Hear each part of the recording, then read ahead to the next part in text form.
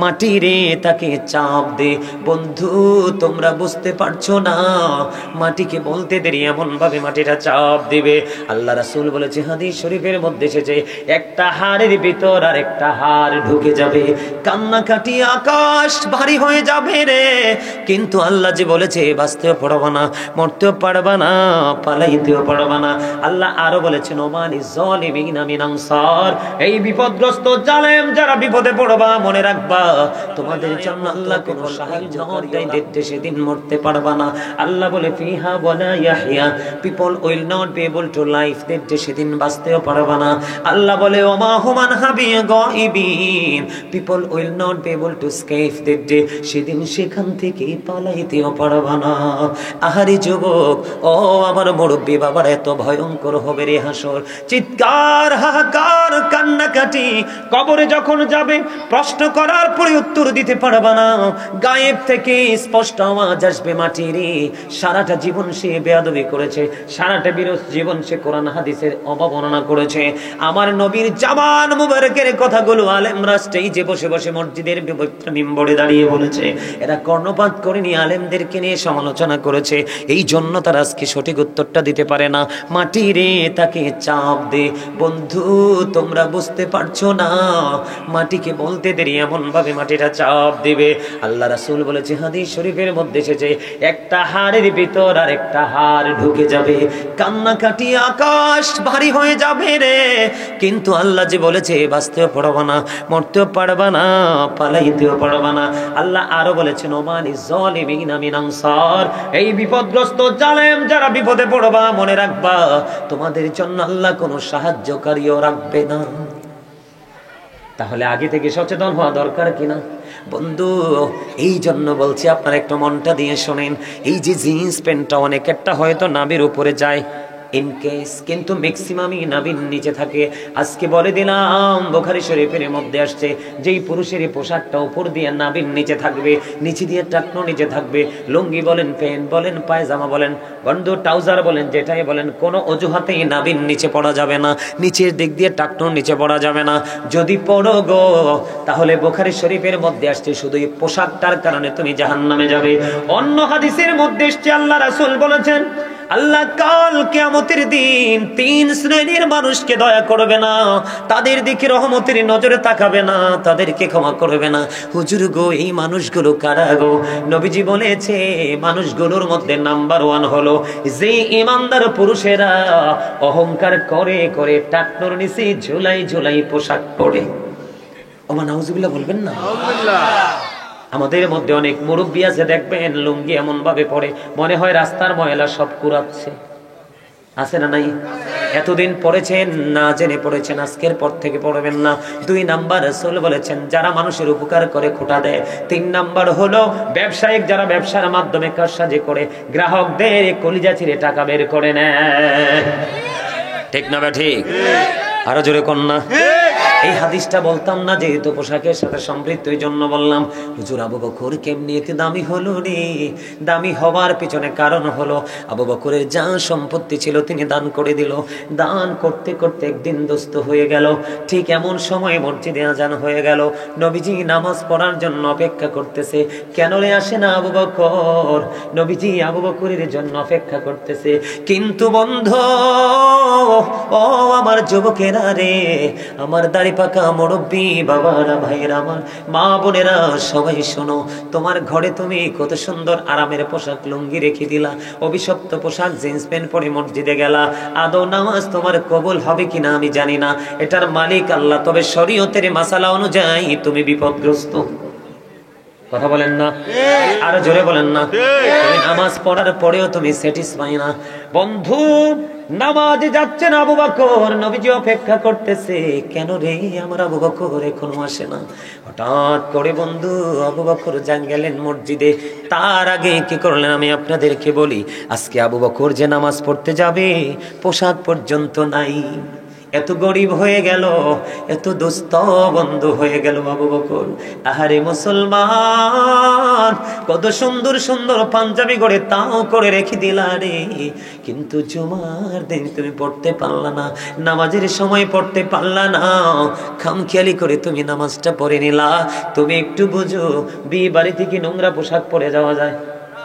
ওখানে তুমি তোমার প্রেস্টিজের কারণে তুমি সবচেয়ে দামি পোশাকটা পরে গেলা, কিন্তু ওখানে দামিটা পরে যাওয়া এবং না যাওয়ার মধ্যে কোনো কিছু যায় আসে না, ঠিক কিনা বলেন?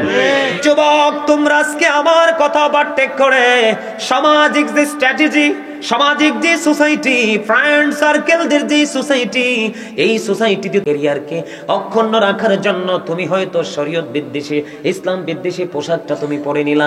একদিকে তুমি নবীর প্রেমিক থেকে আউট হয়ে গেলা। কথা কি বুঝেনি আপনারা? বুঝে ঢোকেনি, ব্রেইনে ঢোকেনি। প্রথমত তুমি নবীর আদর্শকে তুমি লালন করলা না, তুমি লালন করলা ইহুদিদের সংস্কৃতি। এই ইহুদি সম্পর্কে আল্লাহ বলতেছেন, ইন্নাল কাফিরিনা কানু লাকুম আদুওয়াম মুবিনা।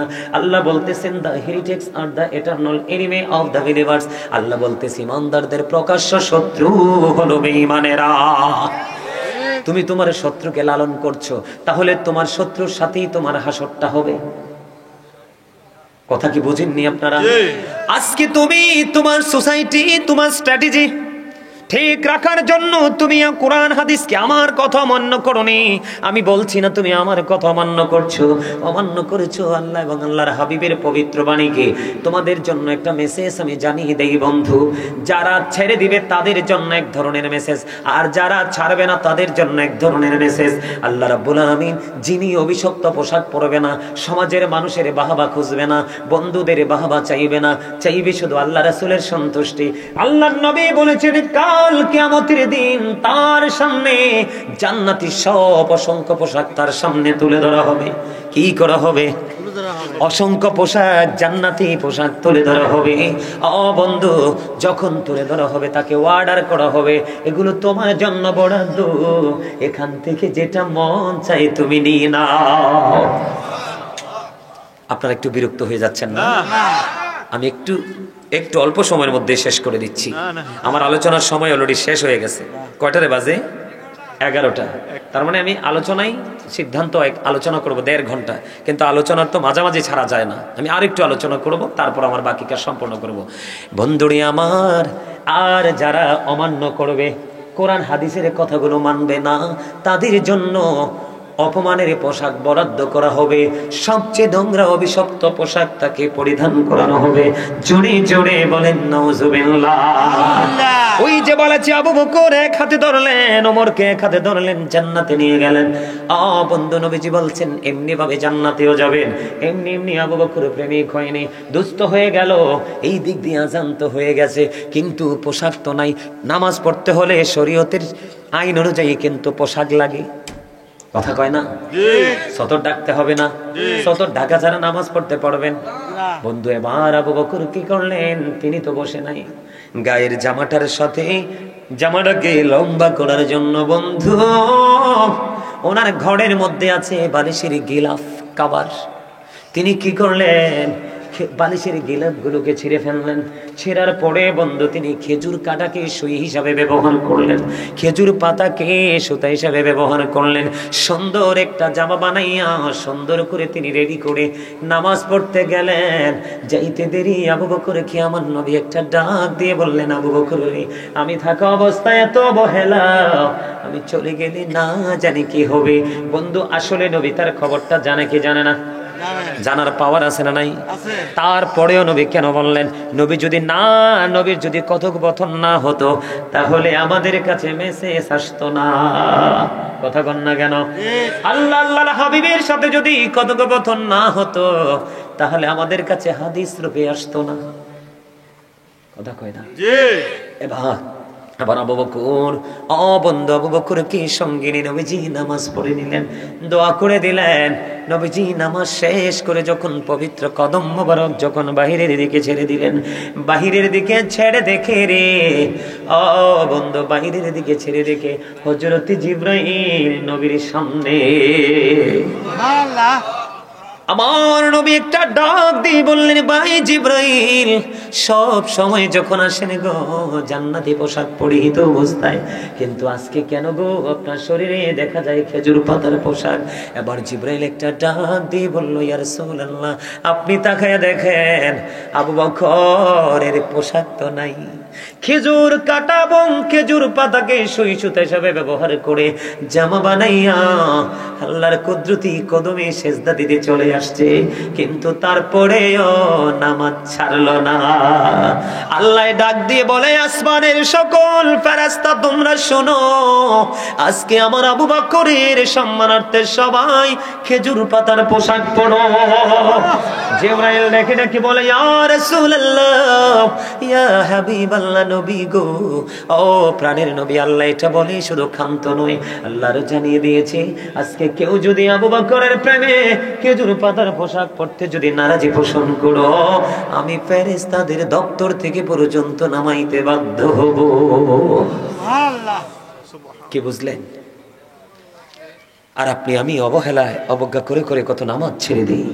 যদিও কেউ নামাজ পড়তে যাই, যা পরনে আছে তা নিয়ে মসজিদে ঢুকে যাই, ঠিক কিনা বলে? একটু সচেতন হওয়া দরকার, যেহেতু মরতে হবে, কবরে যেতে হবে, ঠিক না? ঠিক বন্ধুরে আমার, আরো মজার হাদিস আপনার আমার সামনে রয়েছে বন্ধু। আবু বকর, ওমর একদিন নবীজি সাহাবায়ে কেরামদেরকে প্রশ্ন করলেন, আজকে কে রে রোজা রেখেছো? আবু বকর হাত তুললেন, ইয়া রাসূলুল্লাহ, আমি রোজা রেখেছি। আমার নবী বলেছেন, আজকে কে রে জানাজায় শরীক হয়েছো? আমার নবী আবার বন্ধু হাত তুলেছে। আবু বকর দেখি দেখি বলে, ইয়া রাসূলুল্লাহ, আমি জানাজায় অংশগ্রহণ করেছি। বুঝে নেন কেমন করে রে নবীওয়ালা হয়। নবীওয়ালা হইলে আল্লাহ বলা হয়ে যায়। এবার আমার নবী আর একটা প্রশ্ন করলো, আজকে কে রে মিসকিনকে খাওয়াইছো? এবার আবার আবু বকর হাত তুললেন, ইয়া রাসূলুল্লাহ, আমি গো মিসকিনকে খাওয়াইছি। এবার আমার নবী একটা ডাক দিয়ে বললেন, তোমাদের মধ্যে কে রে আজকে অসুস্থ মানুষের সেবা করেছো? এবার আবার আবু বকর হাতটা তুললেন, হাতটা তুলে বলে, ইয়া রাসূলুল্লাহ, ইয়া হাবিবাল্লাহ, নবী গো, আমি অসুস্থ রোগীর সেবা করেছি। চারটা প্রশ্ন করলেন নবী। হাদিস শরীফের মধ্যে এসেছে কয়টা প্রশ্ন? চারটা প্রশ্ন করলেন। চারটা প্রশ্নের উত্তর সঠিক দিলেন না হযরতে আবু বকর। এবার আমার নবীজি একটা ডাক দিয়ে বললেন, এই চারটা গুণ যার মধ্যে পেয়েছি, যার মধ্যে চারটা গুণ আছে, সে জান্নাতি, তার ঠিকানা হলো জান্নাত। নবীজি জীবিত থাকতে হাদিস বর্ণনা করেছেন, ঠিক কিনা বলেন? বলে, হুজুর নবীজি এখন কি জিন্দা না? এখনো জিন্দা, তবে তখন তো ছিলেন আপনার আমার মাঝে প্র্যাকটিক্যাল। আমরা হয়তো দেখিনি, আমাদের মতো তৎকালীন যারা ছিল তারা সবাই দেখছে না বন্ধু? এখনো নবীজি জিন্দা। ওই হাদিসের সাথে বাস্তবতার মিল আছে না নাই? নবীজির রওজা মোবারকই হলো জান্নাত। ওই জান্নাতের পাশে শুয়ে আছেন নবীজির পাশে হযরতে আবু বকর। এবার আমি আপনাদেরকে বলি, আমরা কেমন প্রেমিক, কেমন সুন্নি বন্ধু, কেমন রাসূল প্রেমিক। বাড়ির ঘাটায় একজন মরে যায়, জানাজায় যাই না, কথা কন না? ও বন্ধু, আমরা জানাজায় গেলে ও তার জন্য দোয়া করে আসি না? আমাদের কাজ বেশি। কিন্তু মনে রাখবেন, আজকে আপনি তার সাথে যেমন আচরণ করবেন, আপনি চলে যাওয়ার পরেও আচরণটা ঠিক তেমনই হবে, ঠিক না ভাই? ঠিক বন্ধুরে আমার। এবার আসেন, তিনি বললেন, কে রে রোজা রাখছো? রোজা রাখলে লাভ না লস? আরো জোরে কোন? সওয়াব হয় না গুনাহ হয়? শবে বরাতের একটি রোজা যে রেখেছে, আমার নবী বলেছেন, তাকে কখনোই জাহান্নামের আগুন স্পর্শ করবে না। তাহলে রোজা রাখলে লাভ না লস? ফরজ রোজা রাখলে আরো বেশি লাভ, কথা কয় না বন্ধু? সবচেয়ে বড় মজার জায়গা হলো নবীজি একটা প্রশ্ন করলেন, অসুস্থকে কে সেবা করেছো? এবার আবু বকর হাত তুললেন। অসুস্থ মানুষের সেবা করার ফজিলত কি জানেননি? জানেন না, জানেন না, জানার চেষ্টাও করেন না। আমার নবীজি বলেছেন, কেউ যদি সকালবেলা কোন রোগীকে দেখতে যায়, তার সাথে তার অবস্থা দেখার জন্য যায়, নবীজি জানিয়ে দিলেন যতক্ষণ না পর্যন্ত সে তার ঘরে ফিরে না আসলো, যদি এই ঘর বা এই ঘর হয়, অথবা এই বাড়ি বা ওই বাড়ি হয়, এক ডিস্ট্রিক্ট থেকে আরেক ডিস্ট্রিক্টে হয়, ঢাকা থেকে নাঙ্গলকোট হয়, 14 গ্রাম হয়, নবীজি বললেন সে ঘরতে বের হয়েছে রুগী দেখার জন্য, রুগীর জন্য একটু ফল ফ্রুট নিয়ে যাওয়ার জন্য। বাড়ি গিয়ে কি করবে? চামচ দিয়ে রুগীকে একটু খাইয়ে দিবে। আহারে আপন মানুষ চলে যাওয়ার পথে, এত প্রিয় মানুষ একবার যদি চলে যায় আর তো ফিরে আসে না, এই চিন্তা করে যাবে। নবীজি জানিয়ে দিলেন, তুমি যদি সকালবেলা যাও, বিকেল পর্যন্ত যদি ফিরে না আসো, নবীজি বললেন তুমি যতক্ষণ না পর্যন্ত ঘরে ফিরে না আসবা, ততক্ষণ তুমি জান্নাতি ফল কুড়াইছো। সুবহানাল্লাহ, সুবহানাল্লাহ বলেন না? সুবহানাল্লাহ, আরো জোরে বলেন সুবহানাল্লাহ। সুবহানাল্লাহ। তাহলে এগুলাতে ফজিলত আছে না নাই? আছে। এগুলো করার নাম হলো প্রেম, এগুলো ছেড়ে দেওয়ার নাম হলো বন্ধু দুশ্মনী। ঠিক না? ঠিক। আমাদের মধ্যে যে মিসকিন আছে না নাই? আছে। কথা কয় না? আছে। মানুষকে খাওয়াইলে লাভ না লস? লাভ। আপনাদের দেশে ফতুয়া দেওয়ার মতো আসেনি, মানুষ মরলে খাওয়ান যায় না? বেদাত এরকম কয়। এই পণ্ডিত গুলোর কথা শুনলেন না, এরা অবার পণ্ডিত। কথা কয় না? আল্লাহ রাসূল কয় আল্লাহর কাছে দুটো কাজ বেশি পছন্দ। কয়টা? দুইটা। একটা হলো পরিচিত হোক অপরিচিত হোক, মুসলমানকে দেখলেই সালাম দিয়ে দিবা। দ্বিতীয়ত হলো যারে খাওয়াইবা ও পেটটা ভরে খাওয়াই দিও। সুবহানাল্লাহ বলেন। একদিন নবীজির কাছে মেহমান আসলো। আসার পরে নবীজি বিবিদের ঘরে খবর পাঠালেন কিছু আছে কিনা। এবার বিবিরা একজনের পর একজন খবর পাঠালেন রাসূলের কাছে, নবী গো, আল্লাহি আল্লাহর কসম করে বলছি গো, আমাদের ঘরে শুধু পানি ছাড়া আর কিছুই নাই। বন্ধু, পানি দিয়ে কি মেহমান খাওয়ানো যায়? আবার আস্তে আস্তে করে কয়েকজনকে প্রশ্ন করলেন, তোমাদের মধ্যে কেউ কি আছো মেহমানটার মেহমানদারি করবা? হঠাৎ করে এক আনসারী সাহাবী দাঁড়িয়ে গেলেন, ইয়া রাসূলুল্লাহ, আমি তার মেহমানদারি করব মাত্র একটি রাত্রের জন্য। কয় রাত্রের? যিনি নিলেন ওনার একটা বাচ্চা আছে ছোট, শুধু ওনার ঘরেও বন্ধ, শুধু বাচ্চার খাবারটা আছে। উনি বাড়ি চলে গেলেন, যাইয়া বিবিকে ডাক দিয়ে বললেন, বিবি রে, ও বিবি, তুমি আজকে বাচ্চাটাকে সন্ধ্যা হলে প্রদীপটা নিবাইয়া বাচ্চাটাকে ঘুম পাড়াইয়া দিও, আমার সাথে মেহমান আছে, আজকে মেহমানদারি করতে হবে। নবীর কাছ থেকে চাইয়া তাকে আনছি আপ্যায়নের জন্য। বিবিকে যেমন বলেছে তেমন বিবি কাজটা করলেন, বন্ধু কাজটা করলেন, বাচ্চাটাকে ঘুম পাড়িয়ে দিলেন। বন্ধু বাচ্চার খাবারটা মেহমানটাকে খাওয়াই দিল। এবার দিন রাত্রটা পার হয়ে গেল, সকাল যখন হলো, এবার নবীজির দিকে যখন যায়, ওই আনসারী সাহাবীকে দেখে নবীজি শুধু মিষ্টি মিষ্টি হাসি দেয়। এবার যখন কাছে গেল, কাছে যাওয়ার পরে বন্ধু প্রশ্ন করলো, ইয়া রাসূলুল্লাহ, নবী গো, আপনার চেহারা মোবারকে মিষ্টি হাসি ফুটিয়েছে, তার কারণটা কি? এবার নবীজি বললেন, তুমি গত রজনীতে মেহমানের সাথে যে ব্যবহার করেছো, এই ব্যবহারে আমার মালিক অনেক বেশি খুশি হয়েছে, এই খবর শুনেছি, এই জন্য আমি নবী তোমাকে দেখে মিষ্টি হাসি দিয়ে দিয়েছি। সুবহানাল্লাহ। আপনারা দাদা ভাই যারা আছেন, আপনারা আগে যে রোল মডেল ছিলেন, যে রোলস মেনেছেন, যেমনি নামাজ পড়েছেন, যেমনি দান করেছেন, যেমনি মানুষকে নিয়ে চলেছেন, ঠিক তেমনি চলবেন। 19-20 এক মিনিটও হবেন না। আপনার সামনে যদি 1 ডজন মুফতি এসে ফতোয়া দেয়, তাদের কথা মানবেন না। বলে, হুজুর কেন গো মানবো না? আপনারা আগে ধারাবাহিকভাবে যেমনি আমল করেছেন ঠিক এমনি বলবেন। বেদাত বললে ভয় পাবেন না, তাদের কথা শুনবেন না। কারণ হলো নবীজি বলেছে, কিয়ামতের পূর্বক্ষণে পৃথিবীতে মূর্খ আলেমের সংখ্যা বের হবে, তাদের সিনায় সঠিক কিতাবের ইলম থাকবে না, তারা মন গড়া ফতোয়া দিবে। ফতোয়া শুনে শুনে সাধারণ মানুষগুলোর মাথা নষ্ট হয়ে যাবে, তারা পথভ্রষ্ট হয়ে যাবে। ওই মানুষগুলো ওই কথিত মৌলবীদের কারণে মানুষ জাহান্নামী হবে। এই জন্য কিয়ামতের আলামতের মধ্যে একটা আলামত হলো অশিক্ষিত মূর্খ, বড় বড় দাড়িওয়ালা, বড় বড় টুপিওয়ালা, বড় বড় পাঞ্জাবিওয়ালা মৌলবী। কথা কি বুঝেন আমার? একজন মানুষকে খাওয়াইতে পারলে শান্তি লাগে না?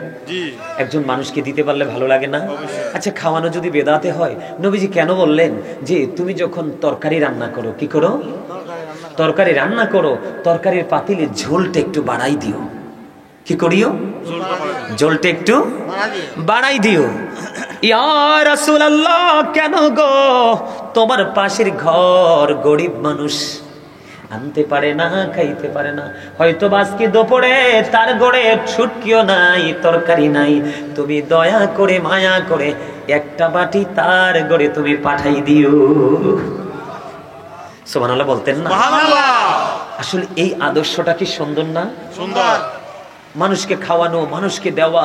মানুষ তো মানুষেরই জন্য, মানুষকে অন্য কারোর জন্য। আপনি যতই পাওয়ারফুল হন, দেখবেন একলা জীবন কাটাতে পারবেন না, আপনার জীবন সঙ্গী লাগবে। জি যান, কথা বলেন। দেখছেন আদব? দেখছেন নি? এখানে আমি আলোচনা করছি, আমার কাছ থেকে অনুমতি নিয়ে গেছেন। সুবহানাল্লাহ বলেন না? গতকালকে দেখলাম, তার আগের দিন মাহফিলে দেখলাম শ্রোতা উঠতেছে, আমাকে ইশারা দিয়ে তারপরে গেলেন। এগুলো হচ্ছে আদব, এগুলো হচ্ছে প্রেম, এগুলো হলো শিক্ষা।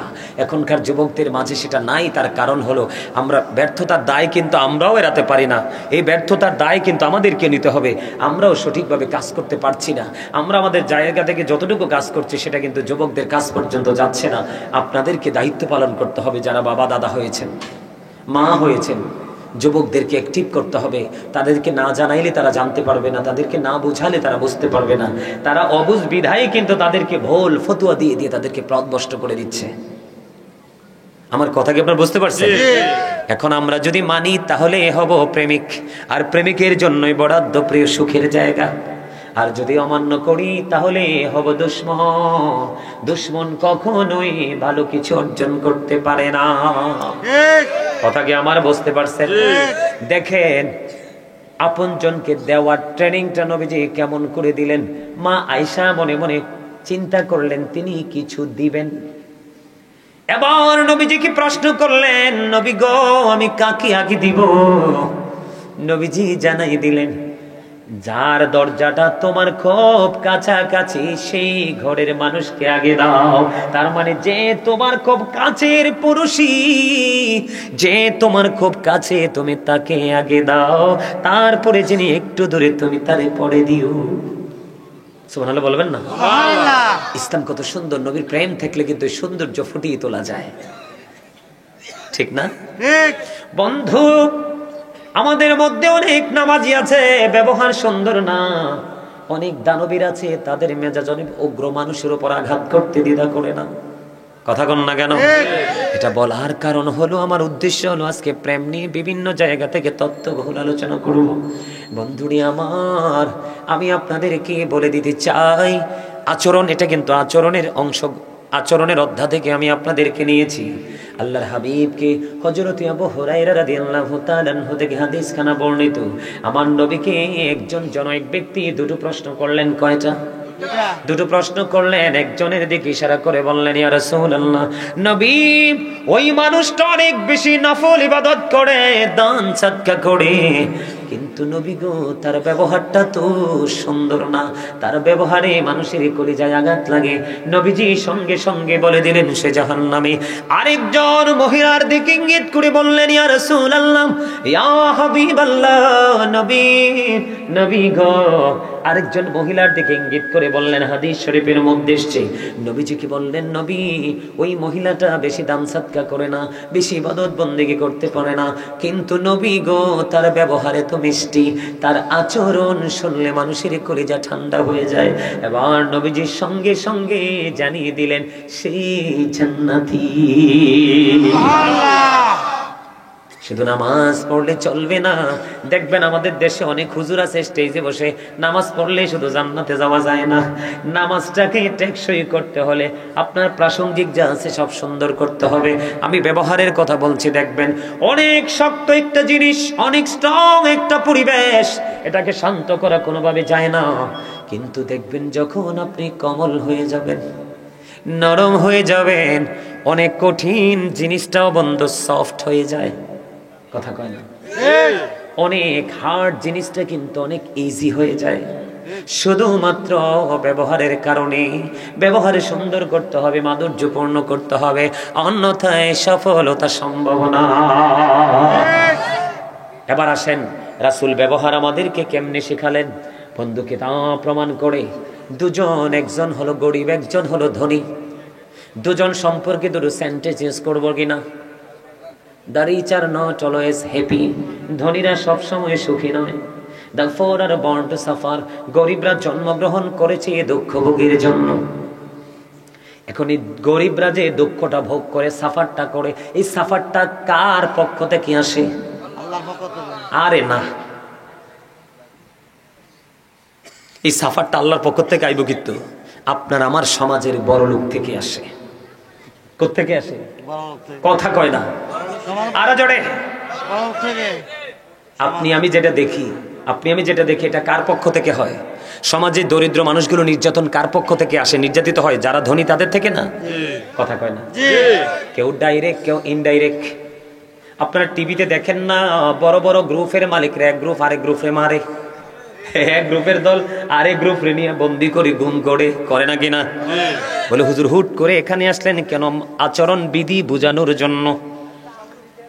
আমার রাসূল বলে দিলেন, ধনী মানুষ যিনি 10 তলা ভবন বানাবেন, পাশের 1 ঘন্টার প্লট হলো আরেকজন গরিবের। আল্লাহর নবী শিখাই দিয়েছে, দেখেন ইসলাম কত সুন্দর, নবীর প্রেম কত প্রেমময়, নবীর প্রেম বন্ধু কত মধু।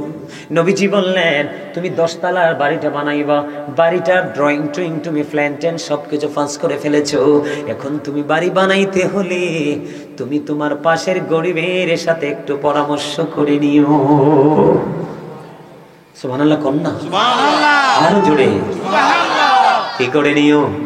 তোমার পাশের গরিবটি উস্টা মেরে জায়গাটা দখল করে পুরোটা বাড়ি বানাইও না। তোমার পাশের যে দরিদ্র লোক, তার সাথে তুমি একটা সিম্পল বৈঠক করে নিও। কেন গো নবী বৈঠক করতে হবে? কারণ তুমি একটা বাড়ি বানাবা, কমপক্ষে 100 বছরের বাজেট, ঠিক না? তুমি যেইভাবে প্ল্যান করেছো, প্ল্যানটা পাস করেছো, ড্রয়িংটা তুমি কমপ্লিট করেছো, এটাকেই তুমি বাস্তবায়ন করবা। 100 বছরে তুমি যেমনি করে সুবিধা নিতে থাকবা, ঠিক তেমনি ভাবে অসুবিধাটাও হবে ওই গরিবের 100 বছরের জন্য। এই জন্য নবীজি বলে দিয়েছেন, আচরণ শিখো, আচরণ শিখো, ব্যবহার শিখো। বন্ধু, ব্যবহারটাকে মাধুর্যপূর্ণ করো, অন্যথায় নামাজ দিয়ে, রোজা দিয়ে, দান সাদকা দিয়ে তুমি পার হতে পারবা না। নবীজি জানিয়ে দিলেন, তুমি কি করো? গরিব মানুষটার সাথে পরামর্শ করো, বলে ভাই আমি বাড়িটা এমনি বানাইতে চাই, তোমার কোনো অসুবিধা হবে কিনা? রাসূল জানাইয়া দিলেন, ওই গরিব যদি কই, বাবারে তুমি তো ধনী, যা ইচ্ছা তাই করতে পারো, কিন্তু আমার প্রস্তাব তুমি যদি এমনি করো আমার তো অসুবিধা হয়ে যাবে, এটা লাড়তে পারবো না, তুমি অনেক কোটি কোটি টাকা খরচ করে করবা। নবীজি বলছে, গরিব মানুষটা যদি আপত্তি করে রে, তুমি ড্রয়িংটা চেঞ্জ করে ফেলো, তাহলে তুমি জান্নাতি। জোরে জোরে কন্যা সুবহানাল্লাহ। তাহলেই হবে তুমি নবীর প্রেমিক। যেমন ধরেন আপনি বাজারে গেলেন, কি করলেন? বাজারে গেলেন, আপনি প্যাকেট জাতীয় কোনো জিনিস আনলেন, ডেটটা এক্সপায়ার হয়ে গেছে, আছেন এরকম? যেমন একদিন আমি জানি না, আরো বহুত আগে 7 কিনে আনছি বাসার জন্য, বাসা টানছি, ছোট বোন চাই গো ভাইয়া ডেট এক্সপায়ার। আমি কই, ও মোর খোদা, মুই তো লজ্জা পাইলাম। কি হয়ে গেল? ডেট এক্সপায়ার হয়ে গেল। রিটার্ন করার জন্য চলে গেলাম। বন্ধু, আমি গেলাম না জানি, বাবাকে দিয়ে পাঠাইলাম, সঙ্গে সঙ্গে দোকানদার কি করলেন, এটা রেখে দিয়ে সরি বলে আরেকটা ইনটেক দিয়ে দিলেন, একেবারে নিও।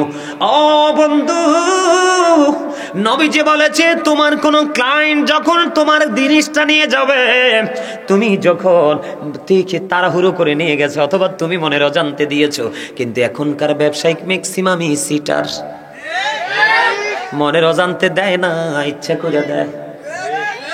আলু ধরেন 8টা 1 কেজি হবে, সিস্টেম করে পচা 2টা ঢুকাইয়া দেয়, কিন্তু ওই বোকায় জানে না আল্লাহ কয় সূরা রহমানের মধ্যে, ওয়াকিমুল ওয়াজনা বিল কিসতি ওয়ালা তাকসিরুল মিজান, আল্লাহ কই ন্যায্য ওজন কায়েম করো, ওজনে কম দিও না। তুমি যদি ইচ্ছে করে দিয়ে থাকো, তাহলে তোমার যে ভালো 6টা আলু কয়টা? 1 কেজিতে, সাপোজ কথার কথা বলছি, আপনারা কিছু মনে করেন না, বুঝেননি কথা। তুমি যে ভালো 6টা আলুর দাম নিলা, ইচ্ছে করে 2টা পচা দিয়ে দিলা, সে তো 3 মাইল চলে গেছে, গাড়ি ভাড়া যাবে 3 কেজি আলুর দাম। আরিফ, আমরা যে চট্টগ্রামে এক জায়গায় গেলাম, শুধু বাজার করতে আসতেই লাগে সিএনজি ভাড়া 500 টাকা। এই লুকে কি চেঞ্জ করা সম্ভব? আইসা বাঁশখালীতে না সিএনজি বাড়াই লাগে নাকি, আপনারা 1-2 নিয়ে আসেও না। ও মা গো, আমি যেই ভয় পাইছি এরপর থেকে আর বাঁশখালী মাহফিলে যাই না। আমাদের প্রাইভেট গাড়ি যাইতে আছি, কই যাইতে আছি, বাংলাদেশ নেই, এত ভয় পাইছি জানেন। আপনাদেরকে এক্সাম্পল দিলাম। ওই লোকটা কিন্তু আলুগুলো চেঞ্জ করতে আসবে না, বিবিকে বলবে বিবি কষ্ট পাইও না, আমার রং তুমি বকাঝকা আমারে করো, কিন্তু ফিরাইতে পারবো না, গাড়ি ভাড়া যা ডাকে যা যাবে তা দিয়ে আরো কিনে নিতে পারবো, ঠিক কিনা বলেন? আল্লাহ রাসূল জানিয়ে দিলেন ওই 6 আলুর দাম সহ তোমার টাকা হারাম হয়ে গেছে।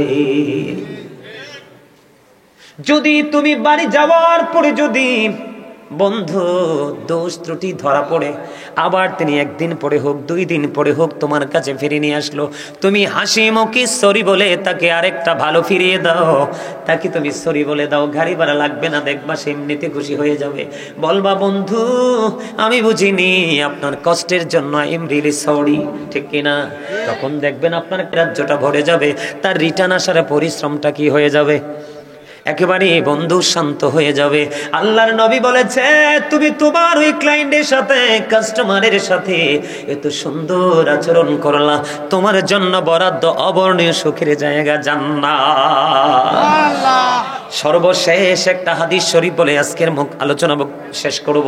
বন্ধু মজার খবর শোনেন, আমাদের মধ্যে এমন অনেক মানুষ আছে না যে কি করে, দেখবেন একজনে বকা দেয়, আরেকজনে পাল্টা 3টা বকা দেয়, আছে না নাই? কথা কয় না, আসেনি? কয়টা বকা দেয়? 3টা বকা দেয়। এইরকম একটা কেস নবীজির কাছে আসলো, নবী গো আমার আপন প্রিয়জনদের সাথে আমি ভালো ভালো আচরণ করি, কি করি? ভালো ভালো আচরণ করি, কিন্তু তারা আমাকে শুধু পাল্টা পাল্টা খারাপ ব্যবহার করে। কি করে? বই জানিয়েন, আমি তাদের সাথে সব সময় ভালো আচরণ করি হৃদয় থেকে। নবী গো তারা সব সময় আমার সাথে পাল্টা আঘাত করে, আমি তাদের সাথে ভালোভাবে কথা বলি, তারা আমার হৃদয়ে কষ্ট দেয়। নবীজি জানিয়ে দিলেন এইটা যদি তুমি ধারাবাহিকভাবে চালিয়ে যেতে পারো, কি করতে পারো? তারা তোমাকে খারাপ ব্যবহার করবে, তুমি পাল্টা তাদের সাথে মিষ্টি ব্যবহার করবা। নবীজি বললেন তুমি তাদের সাথে শুধু ভালো ব্যবহার করছো না, তাদেরকে যেন উত্তপ্ত আগুনের কয়লা খাওয়াচ্ছ। যতদিন পর্যন্ত তুমি আলোচনাটা, এই যতদিন পর্যন্ত তোমার এই ব্যবহারটা তুমি ধারাবাহিক করতে করতে করতে করতে তুমি কোথায় যাবা? একবারে শেষ পর্যন্ত যাবা। তখন কি হয়ে যাবে? প্রতিনিয়ত তুমি ভালো ব্যবহার তো করছো না, তুমি যেন তাকে উত্তপ্ত আগুনের কয়লা খাওয়াচ্ছ। জোরে জোরে বলেন সুবহানাল্লাহ। আপনার সাথে কেউ খারাপ ব্যবহার করলে আপনি কখনোই কারোর সাথে খারাপ ব্যবহার পাল্টা করবেন? সে আপনার সাথে বিকট চেহারা নিয়ে তাকাবে, আপনি তার সাথে মিষ্টি হাসি দিবেন, ঠিক আছে? এটি যদি করতে পারেন তাহলে হবেন প্রেমিক, আর এই প্রেমিকদের জন্য হলেন আপনারা জান্নাতি। আজকে মনে হয় কতদিন রে, 15-20 দিন এগোনি, 15-20 দিনের মধ্যে আজকের মতো ওয়াজ আমার গলা দিয়ে আসে নাই। আমি কিন্তু জানুয়ারির 5 তারিখ থেকে অসুস্থ। কত তারিখ? জানুয়ারি মাসের 5 তারিখ থেকে অসুস্থ। আমি মনে হয় পুরো জানুয়ারি মাসে 3 কেজি চালের ভাতও খাইতে পারিনি। বিশ্বাস করবেন আপনারা? 5.5 মাস একটা মসজিদ আল্লাহ আমাকে দিয়ে কমপ্লিট করিয়েছে। আমাদের গ্রামের বাড়ি 30 বছরের পুরনো মসজিদ, পাঞ্জেগানা ছিল। আমিও দম গুনাহগারের এই 2 হাত দিয়ে সবগুলো টাকা পেমেন্ট দিয়েছি, সবগুলো মালামাল কিনেছি। 5.5 মাসে বাংলাদেশে মসজিদ শুরু থেকে শেষ কমপ্লিট হয়েছে এমন কোন রেকর্ড নাই। কয়েক বছর গড়ায়, ঠিক না? মসজিদ কমপ্লিট করেছি, আপনারা অনলাইনে দেখবেন। ছিল পাঞ্জেগানা, এখন চালু করছি জুমা। আরো বেশি খুশি হবেন আপনারা, এই জুমার নামাজ যে চালু করেছি, খতিবের যে মাসিক যে হাদিয়াটা, এটা প্রতি মাসে আমি দিব বলে মসজিদ উদ্বোধনের দিন প্রতিশ্রুতি দিয়েছি, এবং জানুয়ারির হাদিয়া অলরেডি দিয়েও দিছি। আলহামদুলিল্লাহ। কোন আরো জোরে?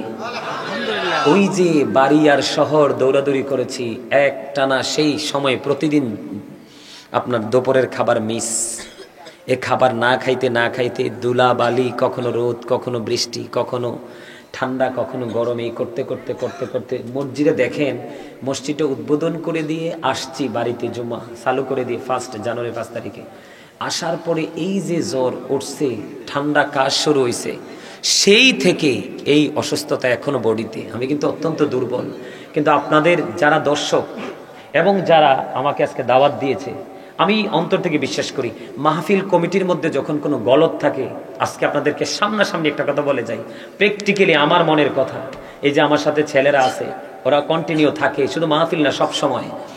মাহফিল কমিটির ভিতর যদি কোনো গলত থাকে, আমার মুখ দিয়ে জীবন আলোচনা বের হয় না। এটা আজকে আপনাদেরকে বলে দিলাম। আপনাদের উভয়ের মধ্যে আছে উদারতা, প্রেম এবং ভালোবাসা। এই জন্যই হয়তো আল্লাহ রাব্বুল আলামিন আজকে এত সুন্দর করে আমি যে আলোচনা করছি, আমার নিজের কাছে ভালো লাগছে। আমি 1 ঘন্টা, 1.5 ঘন্টা, 1.5 ঘন্টার বেশি আলোচনা করতে পারি না।